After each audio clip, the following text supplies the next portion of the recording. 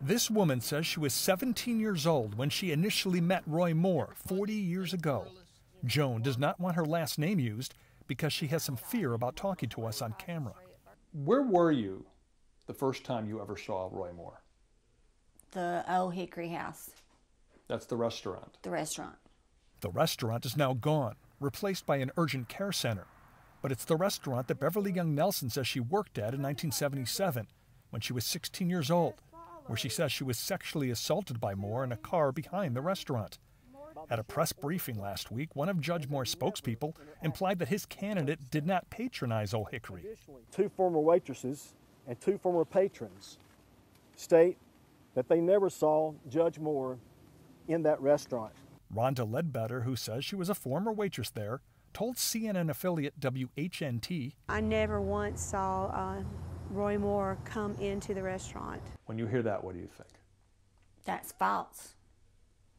I saw him in there 4 and 5 times a week.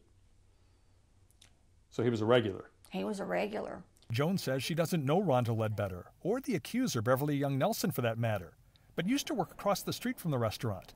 She says she came to the Ole Hickory House several times a week for at least a year, starting in 1977, to pick up her sister who worked there. You saw him 4 or 5 times a week, you said, in that restaurant? Yes. So for 52 weeks, that would be 100, 125 times. Do you think you saw him that many times in the restaurant? Probably.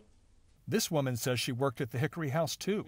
She's so fearful of being shunned or verbally attacked that she doesn't want her face on camera. So you were a waitress there for a few years, starting when you were 17 years old. Exactly. And would you describe Roy Moore as a regular customer? Yes.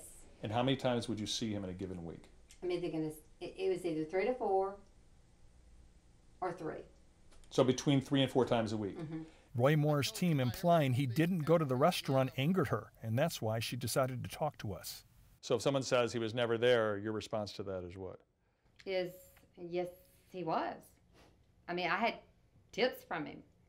He tipped me. I mean, I waited on him at the counter. Both of these women say they voted for Donald Trump for president. Both say they can't be positive that the sexual abuse allegations against Moore are all true. But both are deeply troubled about how he and his campaign have handled these allegations. I don't want him to tell lies and then be elected senator. Once he gets to be senator, he'll just tell more lies.